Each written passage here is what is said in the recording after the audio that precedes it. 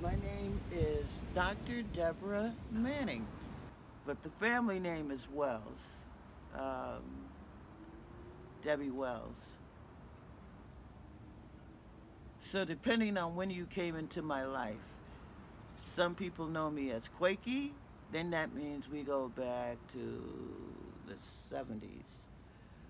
Um, Deborah, that was a whole nother chapter. That was the professional chapter. Um, so depending on what you call me is how I can figure out what era I know you from. It's kind of funny.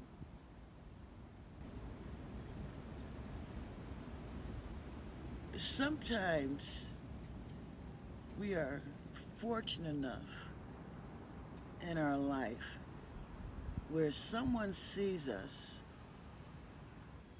but we don't see us. And that was my experience with Beverly J. Martin. At the time I met her, I was a high school graduate. I thought that was something of a miracle that I actually graduated from high school. But Beverly saw a community leader, she saw an activist, she saw someone who had a minimum of a master's degree, and she saw a master teacher. Now, I had absolutely no vision of any of that. I thought at best I would get a job cleaning houses from some rich professor's wife at Cornell. Um, because that's what my guidance counselor told me my goal was. And I just accepted that. So Beverly was the first person outside of family members who saw more than me than I saw in myself, but she truly was the first person who saw I had a future that was going to influence many, many, many, many people. And she even knew what form it was going to take place in. She knew I was going to become a master teacher. The thing that she taught me more than anything else was how to be a mentor. Because she was a mentor, there's no question about that. She changed my life and sent it in a completely different direction. But what she understood about the mentoring process was that it was more than just a slap on the back that you could do a good job, just push a little harder and it'll be all right. No, that's not how she saw mentoring. She saw mentoring as making a way for someone. So that meant if that person needed to be in college, as she saw me needing to be, but I had no financial means of making that happen, she paid for it. She paid for my first year of college until I was able to apply for the necessary grants um, to make my way to the following year. And from then, it was off and running. But so that became the way I conducted myself in the mentoring process. It's more than a slap on the back. You have to make a way for that person to self-actualize. Um, it was one of the most important lessons I ever learned from her. And she may not believe it, but the other lesson she taught me was to be still. Um, that a great deal comes from observation and silence, and she always felt like I ran my mouth too much. And I did. Um, there was no question about it. But she taught me you never let the people who are opposing you know what you're thinking, ever. you keep that to yourself. You know, you never tell them what your strategy is. You know, you silently go around and build your community and influence people quietly. You don't have to be on a stage making speeches and pounding your chest. Just go one by one, and you will be able to influence the people that you're hoping to influence on whatever the issue was. So she taught me the importance of quiet advocacy, and that lesson has served me quite well throughout my life. She was the first black teacher in Ithaca, so she was an anomaly in her own right. There may have been maybe one more before her, but we certainly remember Beverly as the first black teacher. And just in practical matters and philosophical matters, she was an extraordinary human being that just quietly went around and did her work. She was a giant in this community. A giant. She was the first to hire my generation of teachers. None of us would have gone into teaching. All of us that have just recently retired, none of us would have had careers in teaching if Beverly didn't hire us. She understood the importance of us being there. Even if our skills weren't that strong, she would get us there, but we needed to be in those classrooms, and she understood that more so than any other principal we ever worked with. She educated a whole community of white principals around the importance of having teachers that look like the kids they were having the most difficult time with. And as a result, white principals began hiring us. We weren't being hired in schools before Bev. She influenced that. You know, a quiet giant, a quiet queen. Juneteenth came to me kind of late in life. I was already a parent of very young children. Someone told me the story of Juneteenth, and I had never heard the story before. And it was before Ithaca really started celebrating Juneteenth. But I happened to be in New York City. I must have been about 18, 19. And it was a huge Juneteenth parade. And they had tables with all kinds of books by black authors that they were hawking and selling. And I picked up one, and it might have been even 3 years later before I actually read it, anything about Juneteenth. And what an extraordinary history. I kind of was a little embarrassed that it took me this long to understand such a significant part of our history. So I made sure that my children understood we celebrate Juneteenth. That's our Liberation Day.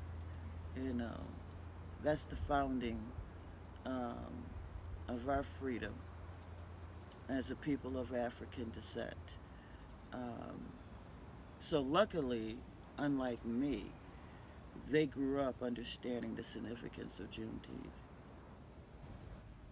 If there's a soundtrack to Juneteenth, there are some essential artists that need to be a part of that backdrop. Nina Simone, definitely. Marvin Gaye, mother, mother, mother, there's too many of us dying. Um, how much has changed? Um, the black poets who were kind of like our rappers of the day, um, that put a political lean on lyrics. They would be a backdrop um, to Juneteenth. And of course, um, a lot of spirituals, you know.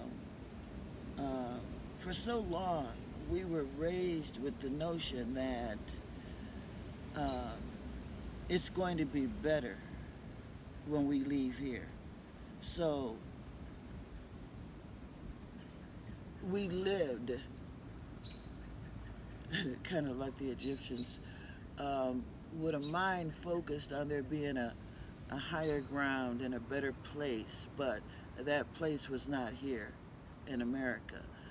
Um, that became the dream of my children, but that wasn't the dream that I grew up with as a young kid, and it certainly wasn't the dream that my grandparents grew up with. It was always, when we get to heaven, um, it was understood that life here was a hell on earth, but there was going to be, you know, a greater place after here. Um, so I don't know how much that has to do with Juneteenth, but I would imagine that spirituals originally had to be a big part of that experience, that initial experience in Texas. Bev was from a Pearl Bailey, Ella Fitzgerald era. Um, I know she loved them. Um, and for somebody with so much joy in her spirit, she loved the blues. Um, Truly saw them as the masters and great storytellers. That's what she used to tell me. Oh, Deb, they tell the best stories. I said, well, they're all so sad, Bev. They're such sad stories. And she would say, you don't get out of this life without a sad story to tell. That's why they're so powerful. But she liked her blues. She really did. And the great artists of long ago, my mother's generation, um, Harry Belafonte, she thought was the finest thing on earth.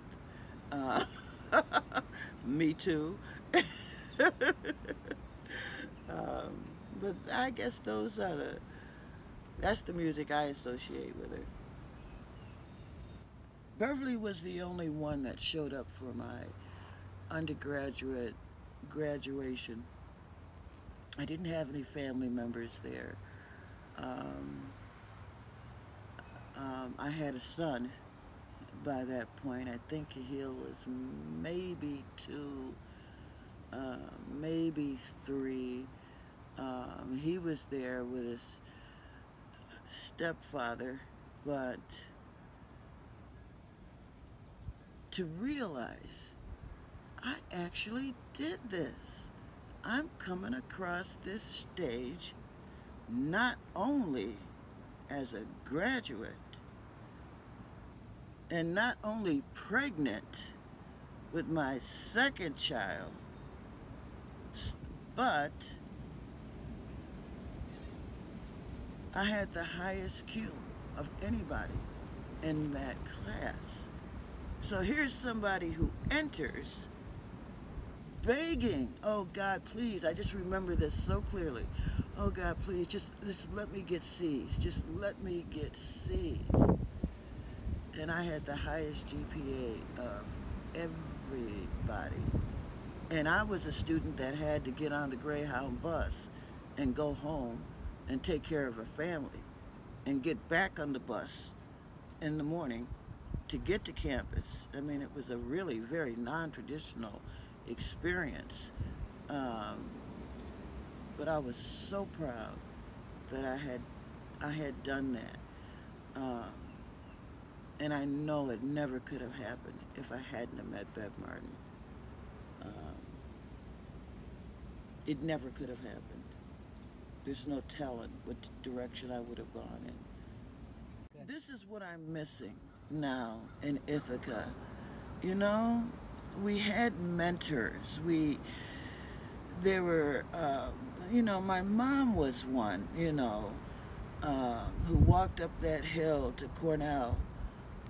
Were very, I think there was only one other, Cassandra Nelson's mom, um, and later June Williams, and then eventually Lucy Brown, who brought Cornell to us because that was foreign territory to us. I mean, if we worked there, we worked in the kitchen. We were invisible people, but they dressed up, went to work, typed.